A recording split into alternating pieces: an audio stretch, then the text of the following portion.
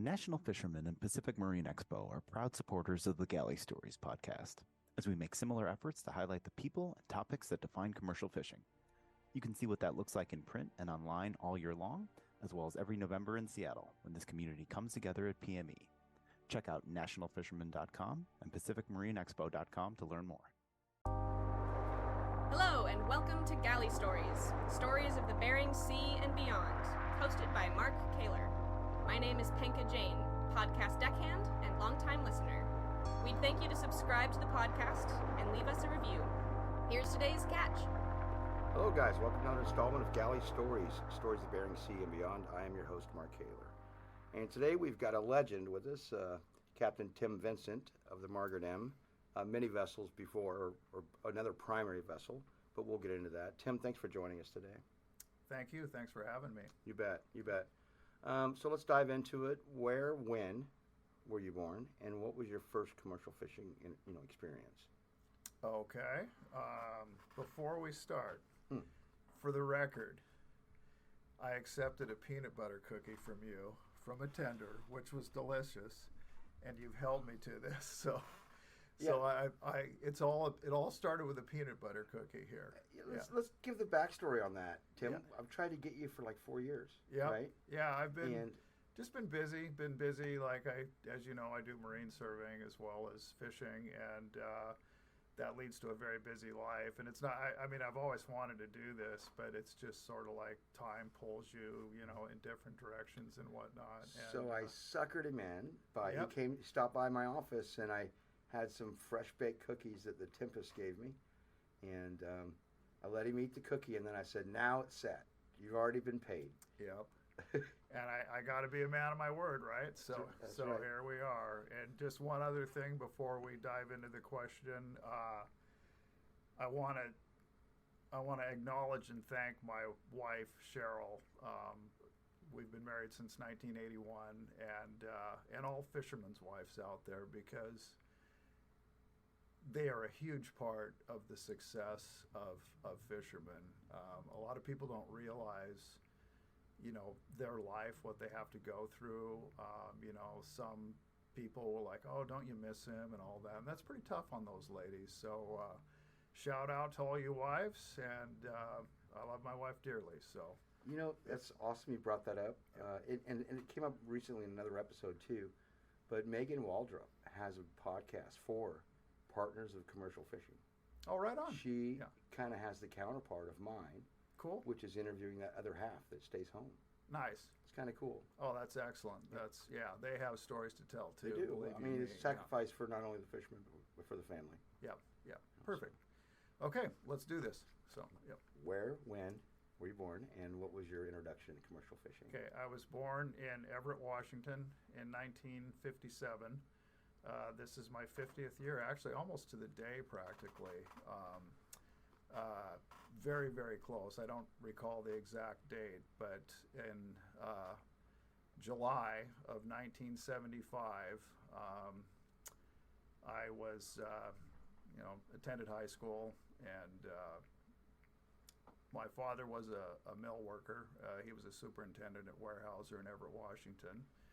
And my brother worked there, and I was just kind of the rogue rebel. I didn't want to do that. I wanted to kind of make my own mark in the world. And a buddy of mine was processing in Kodiak, and he said, "Yeah, making good money. It's kind of fun." And so lo and behold, I jumped on a plane and headed to Kodiak, Alaska. And I will never forget, I'd never flown on a plane before, and so we're flying up there, and Alaska Airlines, take note, flying in coach, they had silverware and stuff, and it's it's a different game now. I mean, obviously things have changed or whatever, but I'll just never forget dropping through the clouds, and the emerald color of the grass and everything just took my breath away. I was like, wow, this is just beautiful up here. And so I started working in a cannery at APS in Kodiak, and I was the pan boy on the shrimp line, and I was the guy, that would feed a lot of the canning materials to the the canning process for shrimp. And one of the first things I did was put them in backwards and basically fried the machine and shut the whole plant down. And so that was a little bit of a dubious beginning. But then from there, I worked 3 months, and I guess I learned how to grind back then. I really got into the overtime and never drank coffee before, and all of a sudden I'll never forget like my first cup of coffee. It was just bitter and awful, and I was like, God, this stuff sucks, and so I had a lot of sugar with it, and well, by a couple weeks later, it's just, oh man, this stuff's awesome. So anyways, so I did that for a couple of months, and I kind of like got fatigued, and we should talk about fatigue a little bit more in the podcast because it is the sworn enemy of our industry.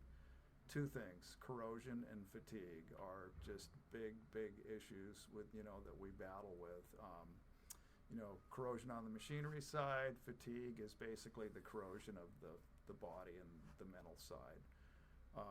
So anyways, being fatigued, not thinking straight, I decided to hang it up, and being kind of a competitive animal flying home, I just sort of berated myself like, you're a quitter, you quit, and that's not right, you should have stuck it out. And I'd been up there for a while, so I went back to college, played football up at Western Washington University, and enjoyed that. I thought I would be an accountant, and that was just not really my wheelhouse, so to speak. And spring came around, and was going to school, and just enjoying the college life and not focusing on studies probably how I should have. And I'll never forget this. This is basically how I got into the fishing industry.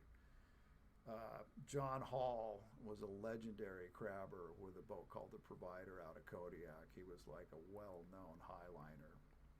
And I believe it was his daughter. I'm not exactly 100% sure on that, or a very close, niece or something. And she was this beautiful Italian girl, beautiful skin. And so we're drinking, and, I'm just enjoying looking at her. And we get on the subject of Alaska, and all of a sudden we have something in common, and so we're talking about it, and it was like I was a halibut, down there on the bottom, and she's got the hook, and she puts a nice chunk of bait on it, and she says, "Oh yeah, you should go back up to Alaska and go king crabbing. My cousin made like $30,000 in 4 weeks," and this is in 1976, I believe. And it was like the halibut chomped on and I was like, man, I'm screwing around here in college.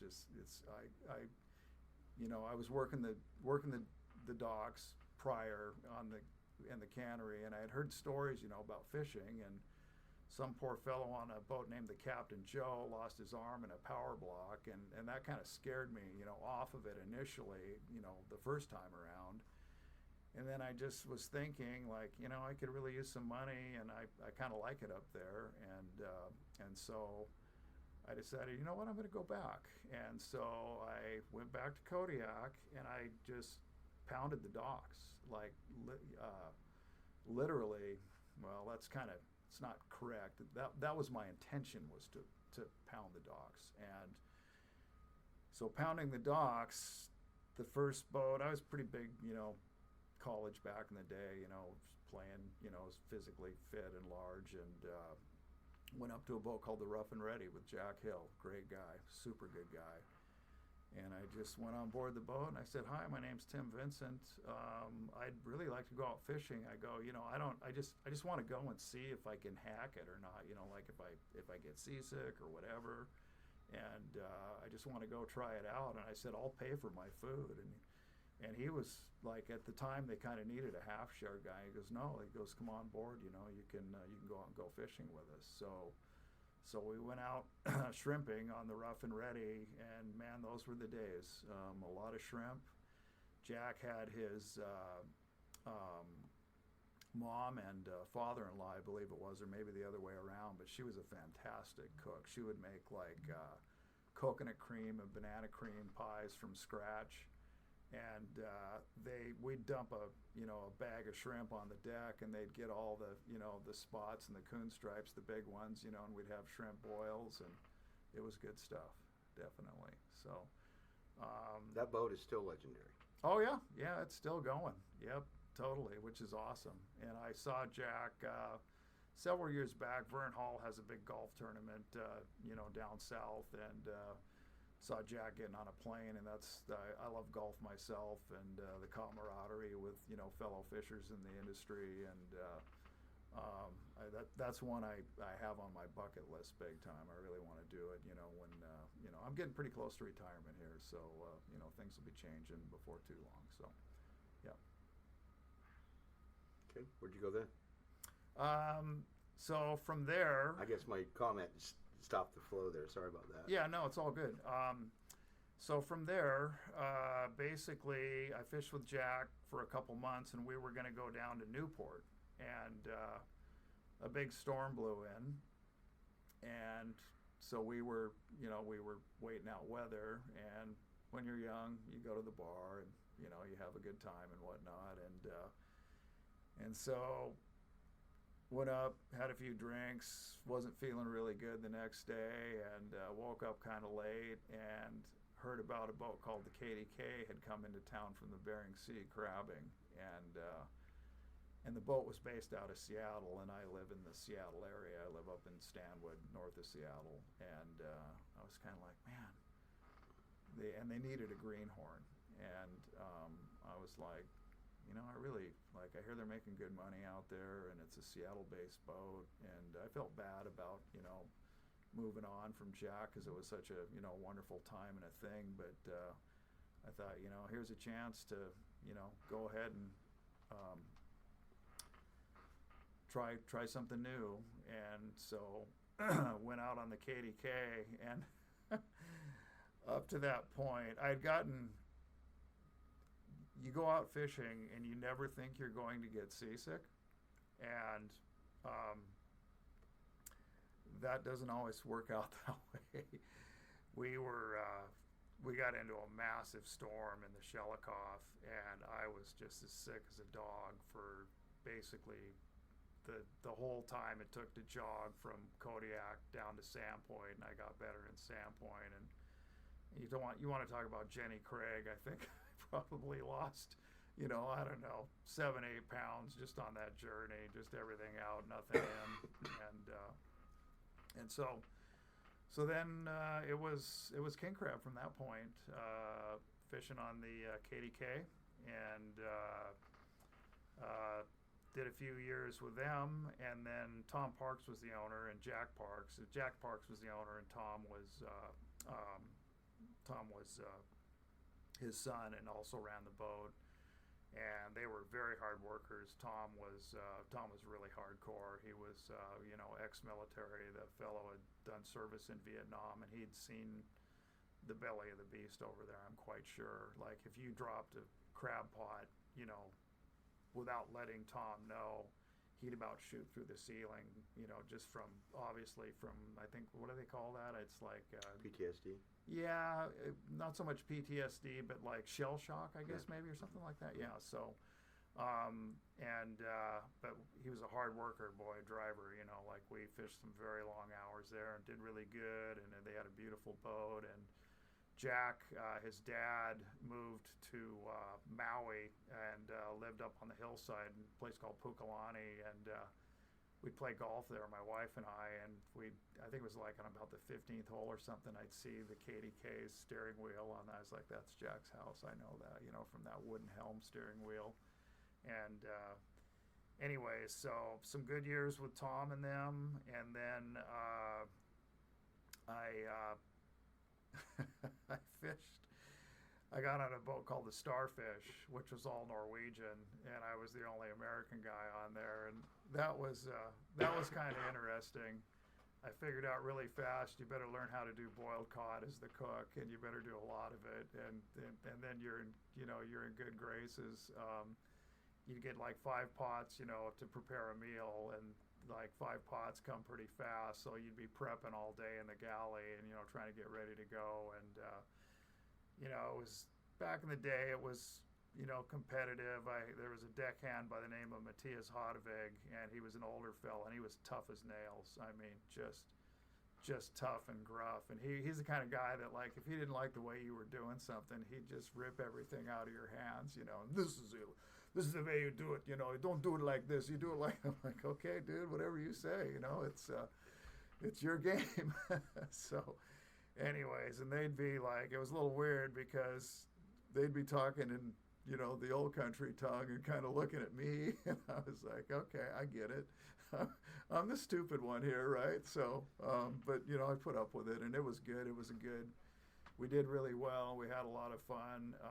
The last 5 pots of the evening, they'd usually have a little nip, of, it was actually, they'd drink Everclear and Kool-Aid, man. And it was just like, wow. They called me the Greek because I'd do wine, that was like our way to unwind at night, because one thing in the industry is everybody has an edge, it's like, whether it's crabbing, the only trawling I did was the shrimping, the first year or whatever, but I survey a lot of pollock trawlers, and I talk with a lot. I have great camaraderie with a lot of those folks, and then of course Bristol Bay, you people listening in Bristol Bay, we're all on the same team, and we're one big family, at the end of the day, and we all have fantastic passion for this fishery. That's what I love about Bristol Bay. It's everybody is just super passionate about it. They're into it, like there's a great vibe up here. There's a lot of young people. We're harvesting this fantastic resource, that is so healthy.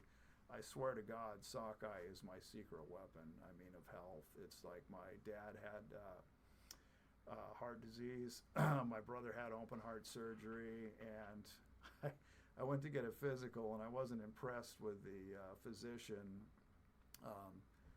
The physician asked me, like, tell me about your family history, and I said that, and the physician said, well, I want to put you on a statin.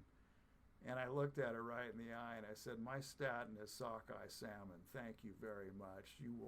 No way in hell I will take that crap. I saw what it did to my dad, and you can just forget about it. So just love eating it. We just flayed up a few tonight, and I was going to do some Javanese sauce on it here.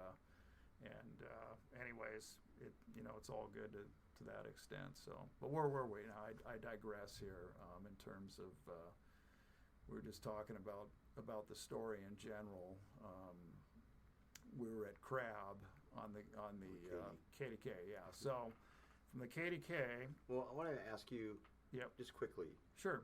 When you the first boat you went out shrimping on, you were offering to pay for the food. What jobs did they give you? What was that experience like, stepping on there for the first time? Besides getting seasick. I was the Iceman. And that's kind of like, you're the low man on the totem pole, and you want to talk about getting a workout. So back then, I don't even know if they do it anymore that way. I suppose they do. It's possible or whatever. But basically, you'd load up with a butt ton of ice, in your fish hold, and that ice would like sort of get this shell over it. Mm-hmm. And so I'd go down in the hold. You're down in basically a frickin' confined space, practically, right? And you're just furiously chipping that stuff to get it, flaked so you can throw it. And so the catch comes on board, and then the crew hands up on the deck are shoveling the catch down to you, and you have to layer it, so it's shrimp, ice, shrimp, so you're trying to infuse, you're trying to mix it as much as you can, and vigorous workout. One thing, another thing, speaking back to the guy who screwed up and put the pans in the shrimp canning machine wrong. Another screw up was so everybody in the industry like on the bigger boats, they have what are called power takeoff units, and a PTO is the acronym, and a PTO is just basically this clutch pack, and Twin Disc makes tons of them, and this was probably a Twin Disc from back in the day, and it was a manual, it had a lever, and the deckhand showed me, well, this is how you do it, you kick it in. But he forgot to tell me you got to let the captain's got to let it idle down first before you kick it in. And so they're like, hey, Vincent, go engage the hydraulics. And the RPM was up, and I kicked that thing, and it blew the clutch back up. So my reward for that was the Bernadette had to luckily it was calm, and they kind of we were stern to stern using their hydraulics to get our doors back, with the downriggers down. And my reward, for being stupid was basically, hey, Vincent, you're going to crawl out in that outrigger with a cutting torch and, cut the cable on the door, because it was just, it was just a cluster F, right, where you just got to do what you got to do out there a lot of times. You just got to make stuff happen, and that was one of those things, and that's just something I've never forgot. Like, okay, always let the engine idle down before you engage any hydraulics. Mm-hmm. What about the job on the KDM? KDK? KDK. Yeah. That was just deckhand and cooking. I learned to cook pretty fast. God bless my mom. She sent me recipes, and also shout out to my mom. My mom she just drilled it into me. You pay your taxes, you pay your taxes, you pay your taxes. And I have seen guys like this one guy was just pretty epic. He's a Southern guy. Yeah, you pay your taxes? Well, I just give him that later gator form. I'm like, yeah, I better not do that. And it caught up with him. And yeah. So anyway, she told me that, and she gave me a bunch of recipes. And so I cooked a lot, and then worked on deck, bait chopping. Now you're getting the juices flowing here. I'm thinking about, this was pre-automatic bait choppers. So you'd get like these cakes, like these probably like 30 to 50 pound cakes of frozen herring, and you had to temper them, like kind of like ice cream, because we had this rebar, literally at least 1.25 inches, if not 1.5 inches diameter rebar with about a 3-inch blade on the bottom of it. And you want to get some pecs, man. You'd hold this thing, like between your arms, like, your elbows out, and you just sit there and just pound like down. Churning butter. Oh, yeah, totally like churning butter. And, man, just everything here just be burning after a while. So doing that all day, filling the bait jugs. That was back in we didn't even do hanging bait back then. It was just basically 2 jugs of herring, and that was pretty much it. And then hand coiling, manually coiling. In fact, I was coiling today. We've got our drum line. I was taking it off for the winter, and it's pretty long. And I was coiling it up, and I was like doing cable coiling, and I was thinking like, man, this is a dying art. I don't think many people really know how to do this anymore, just because of the king coiler. Yeah, exactly. Auto coil and whatnot. So it was hand coiling. Landing the pots, working the stack. This was the first time I ever really got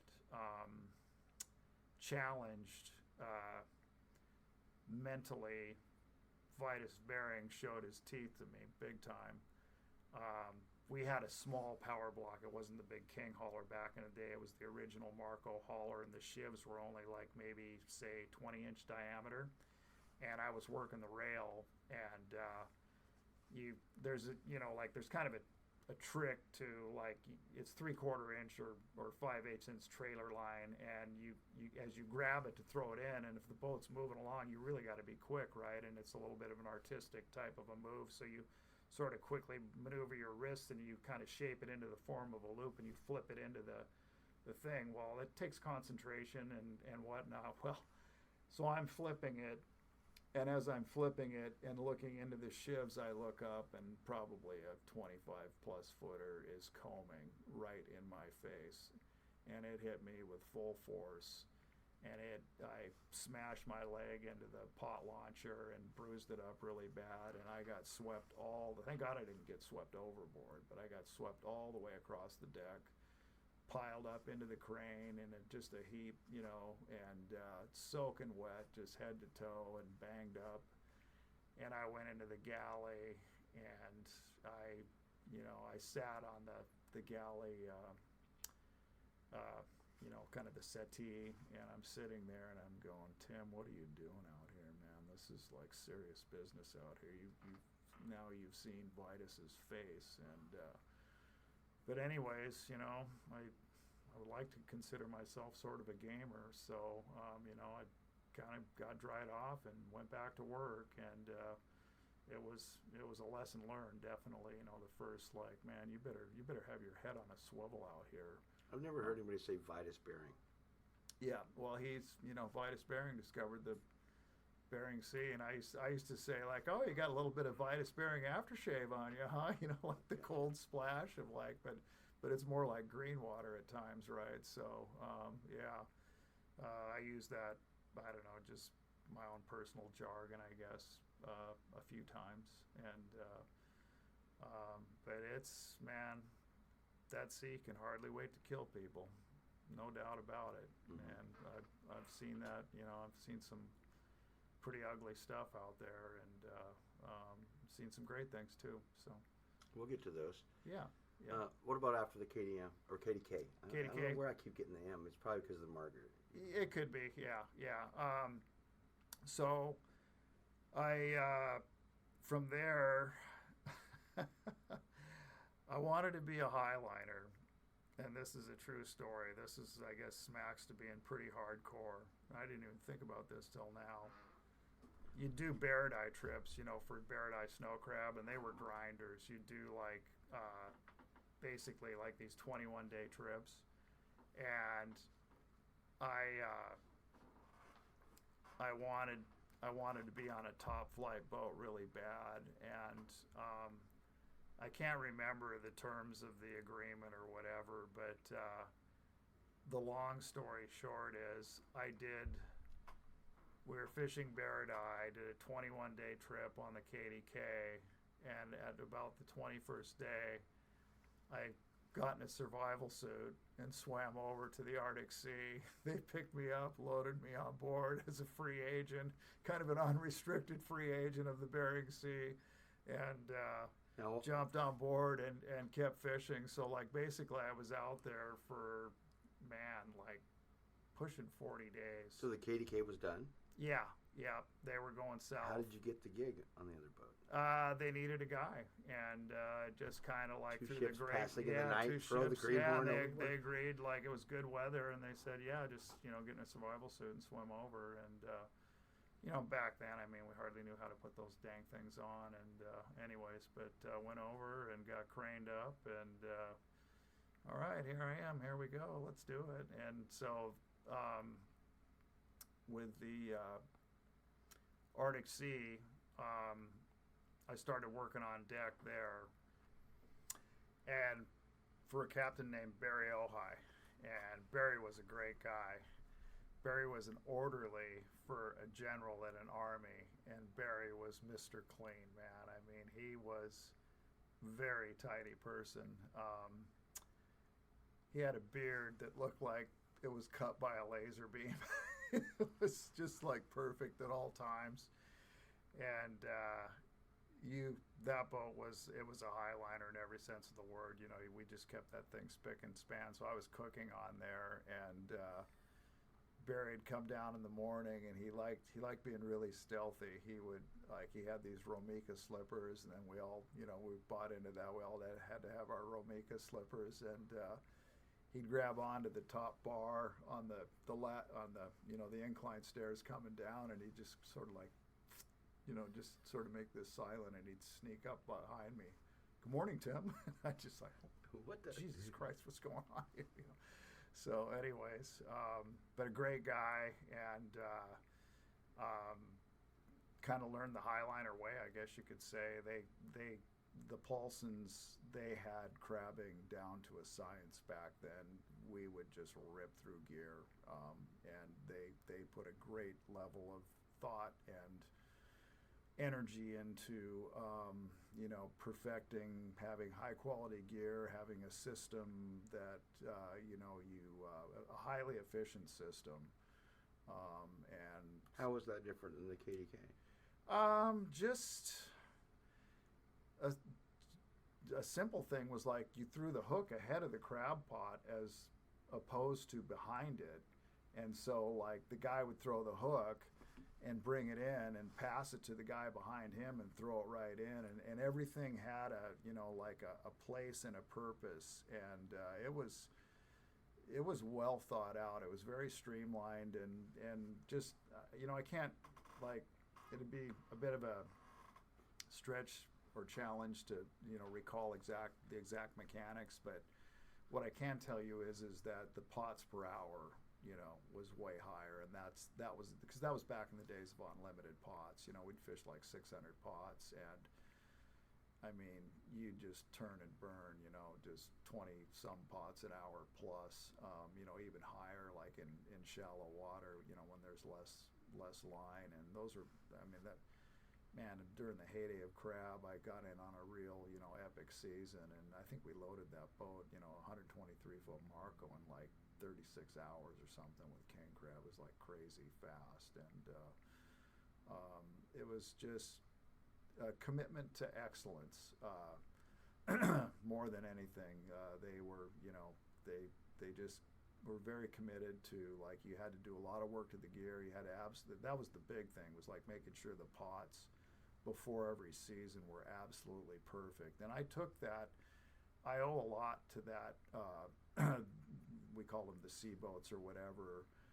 I basically took their ethic and took it to the Stormy Sea, which was a boat I ultimately, ended up owning a part of and running for many, many years. I want to say about, well, we'll go back to the Arctic Sea here, right? And anyways, did probably about 4 years on there, and it so happened that Barry had an in-law on the boat that got an injury to his cornea. His cornea got scratched by a king crab that was, thrown across deck, just kind of line of fire. Happens, when you're doing that kind of stuff, things happen. And make a long story short, it ultimately ended in Barry moving on from the organization, and it created an opening which I was able to step into, and I got my first captaincy running the Arctic Sea at like age 23 or something like that, and learned a lot about. Wait a minute. How did you go from just a deckhand on there? You worked on there for years, but then just jumped right to the captaincy? Yeah, it was just a stroke of luck, really. I mean, very, very, very much so. It was like, I mean, I put roughly 4 years in there, and I was really dedicated. I mean, really dedicated, to the boat and the job. And I think that probably made the difference in getting the opportunity. And had you driven the boat before that? Not really, no. And I learned a hard lesson about being a green skipper. Very hard lesson. I tell young people that are running boats, and anybody that'll listen, like, most people that are going to run a boat, they're pretty darn good deckhands, right? I mean, they're into it, and you have to. There's a couple things you have to realize. One of the things is you have to realize you're no longer the crew. You're the captain of the vessel. You're ultimately responsible for everything, and everyone. And everyone. And if you have to, you want to have good relationships with your crew. But if you think you're just going to be one of the crew and drink and party with them, you got another thing coming. It's not the way you want to run your operation, but at the same time, you don't want to be like some a-hole that's, above everything. And what I learned, the big takeaway for me was I expected out of my crew what I thought, I should expect of myself. And I drove my crew way too hard, like I was just a notorious grinder. And it ended up, I got fired just because I was driving the boat too hard, driving the crew too hard, and people quit on you. And it was a really good eye-opening lesson, definitely. So, and my wife was pregnant at the time, and it was heartbreaking, man. I was freaked out. Here I got my first child coming, and I got a great job, and now all of a sudden I'm fired, and I'm stressed out, right? I mean, I'm like really like, oh man, this sucks. What I'm going to do? And so I decided to get my master's license. So I went to offshore navigation school, turned in all my sea time, got a 500-ton, Coast Guard freight and tow license, and that's what that was before they had the 1,600-ton. And and then Bill LeBeau had a boat called the Lady Anne, and Bill was really good guy, awesome guy, love him. He's still, I think he's down in Arizona now. Haven't seen him in ages. I would love to see him. Love to play golf with him. And got an opportunity to run that boat, which I might add, I had to speak to fatalities and casualties in the industry. I had a buddy of mine that was very near and dear to me. His name was Paul Fonzie, and Paul was he was a mafiosi mule from Buffalo, New York. Yeah, young guy and tough guy and really good guy. And I was on the Arctic Sea at the time, and Paul was working on the Lady Anne, and Paul was a stack man. And they were on a run between pots, and everybody had gone in off deck, and Paul, and it was just kind of like a nice day. You just figure like, oh, nothing will ever happen, right? That's the whole thing. You always figure, oh, nothing ever will happen. Shit happens out here, man, and whether you like it or not. And Paul disappeared off the stack, and they had gotten so far away, they went back to look for him, and they never found him. And he was a really good friend, and that was the first crushing blow to my heart that I ever had in the industry, as far as like I've just lost this really good guy, really good friend. I remember my wife calling me, and I was just totally despondent and totally dismissive, just like, shit, it's just, Paul's gone, blah blah blah. And sometimes you gotta man up, definitely out here. You really do. I don't like blood. I don't man up when there's blood. I had a guy cut his finger off in a bait chopper, and I'm flipping eggs in the galley in the morning. He sticks this thing right under my face, and it's missing, right? It's just severed. And I'm just like, well, that's not the kind of sausage I wanted to see this morning. And I had to put my head between my legs, and the sight of blood, I don't know, I'm just a weakling there, definitely. And that was kind of a freak out. But anyways, to move on, I ran the Lady Anne, had a master's license, and it was just kind of a short gig. It was agreed, it was just going to be a short gig, and it was a lot of fun. And then I also ran a boat called the Sea Venture. And then Rick McGill was the owner of the Stormy Sea, and he called, and it was a big boat. It was the same boat as the Wizard, same hull.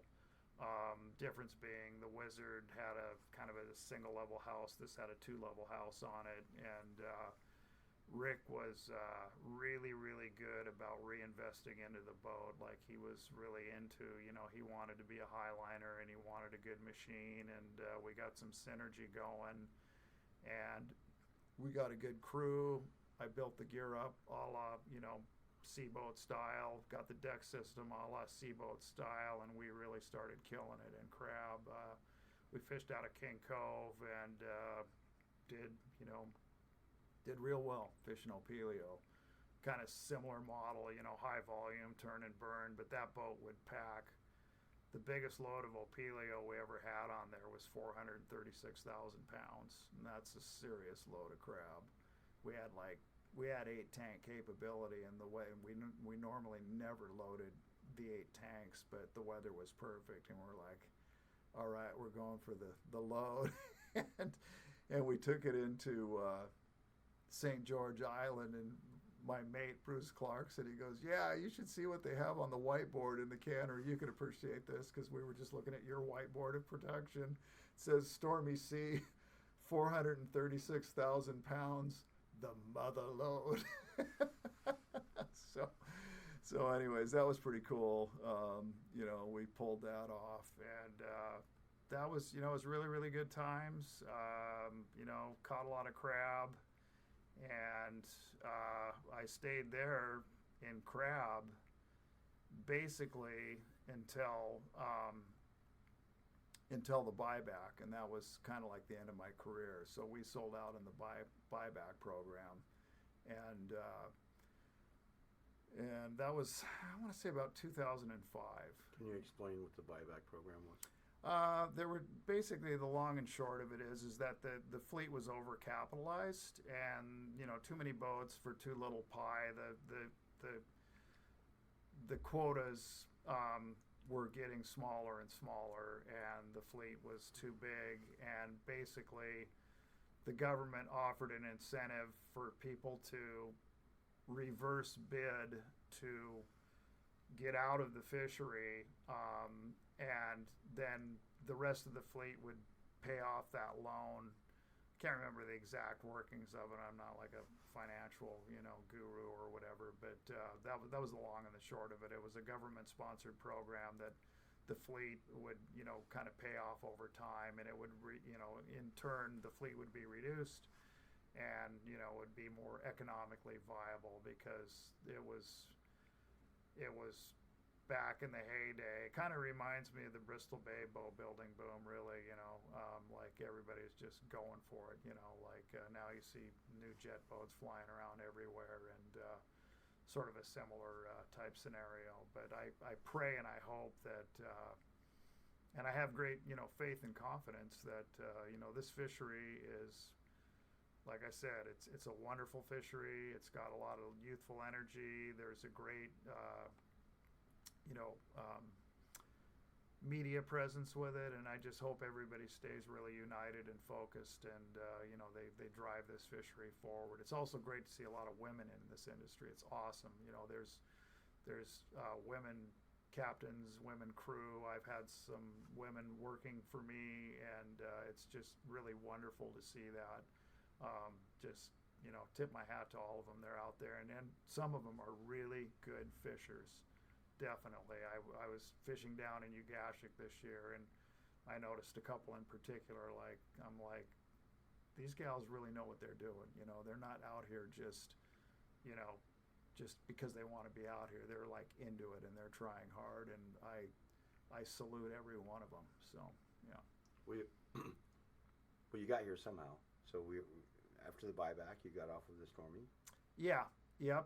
And prior to that, how I got here in the Bay was Rick McGill was a Bristol Bay fisherman, and he loved Ugashik. He fished down there. He even had some set net sites down there. And I said, Rick, I go, hey, I want to, this Bristol Bay thing, this is 1991. I go, this looks pretty cool. I want to try this out. I said, could I come up and fish for you for a season? And he's like, yeah, come on up, So this was the year after the strike, and it was a big strike, and Rick was one of those non-striking guys. He didn't like it. He was one of the guys that had a target on his back. And so the first night I'm on the boat, he's like, Vincent, yeah, your job is to you hang on to this gun, and if anybody comes on at night, you let me know. And I was like, oh, shit. You kidding me, right? And anyways, he was really worried about, people messing with him, and but nothing happened.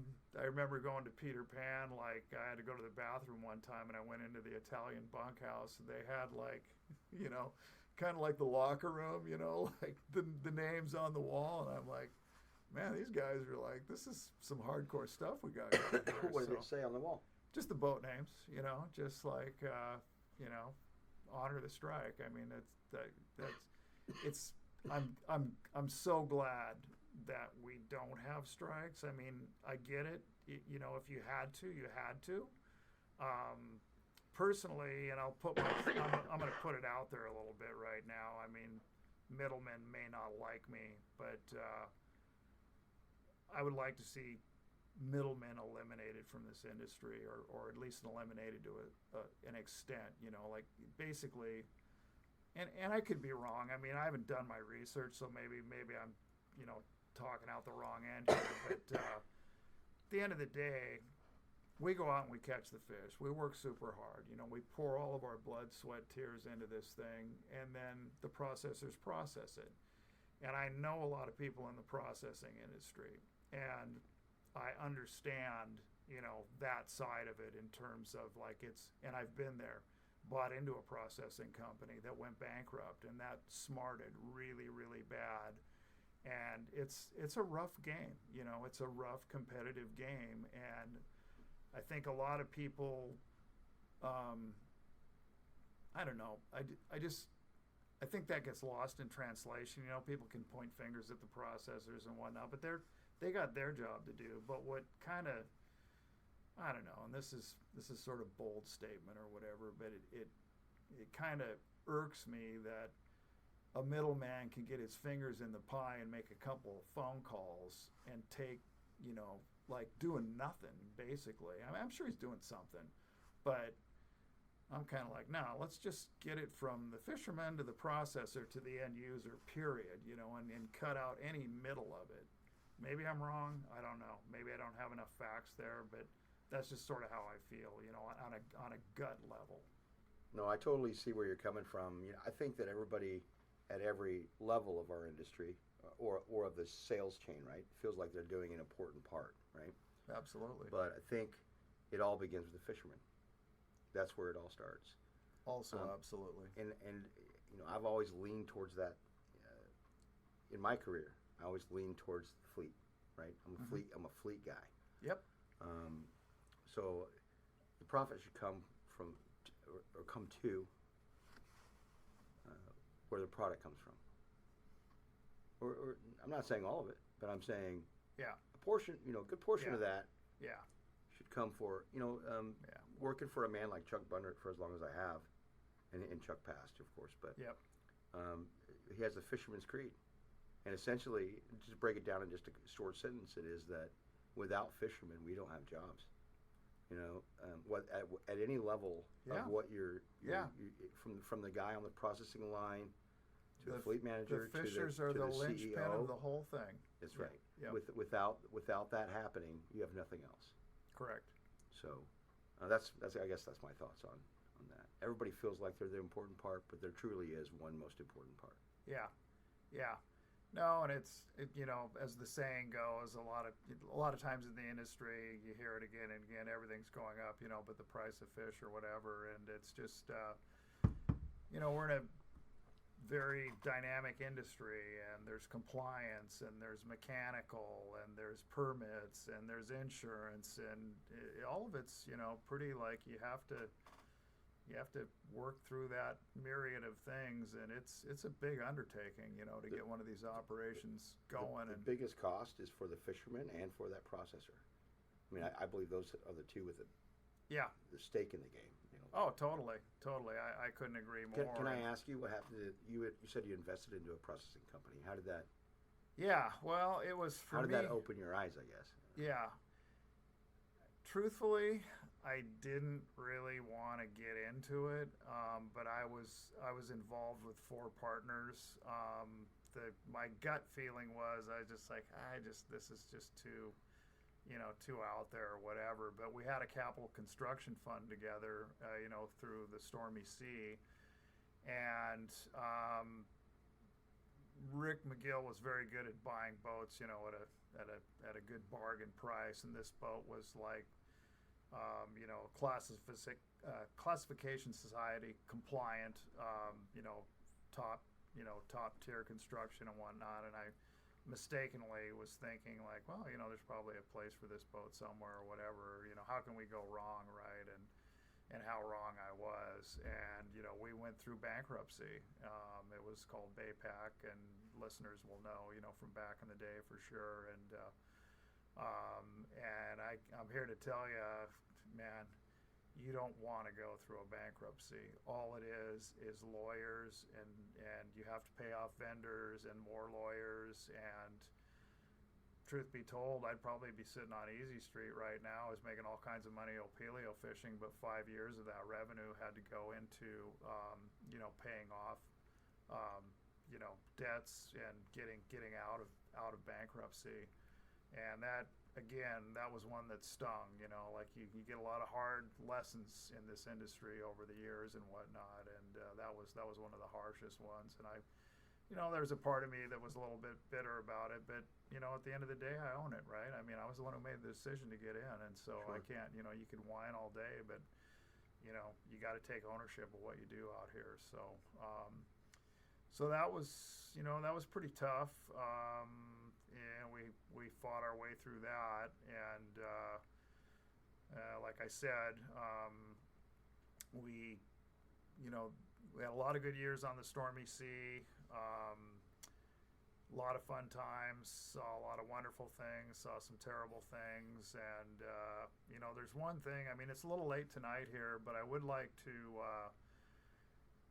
There's one catch I made, and it's probably the greatest catch I've made all time, but it's a pretty lengthy story, and I think maybe why don't we just do something maybe tomorrow and carry on, and we can just pick up where we left off. So. We all like episode 2s, so Okay. that sounds great, and good segue. Yep. So, all right, yeah, let's do that. So guys, thanks for listening, and tune into this next episode for the greatest catch of Tim's lifetime. Yeah, sounds good. It was, I don't know, it was just certainly the most rewarding catch of like personally, like primally satisfying catch. I'll just say that. I mean, there's hits of sockeye salmon in your net, and there's other hits in your net that I'll talk about tomorrow night that are 1,000 times more satisfying. So put that in your pipe and smoke it. So, yeah. All right. I just want to thank my sponsor, Xtratuf, as I see. Oh, yeah. We've got them on our feet. Yep. Or you do Yep. at the moment. I got on slippers. Okay, Tim, thanks for taking the time. Yep. And guys, tune in for this next episode of Tim for episode 2. Thanks for listening. Thanks for listening to Galley Stories. We hope you like what the net brought in. Please leave us a review on iTunes. Whether you like it or not, we're not fishing for compliments. Look us up on Facebook and Twitter too, and reach out to us at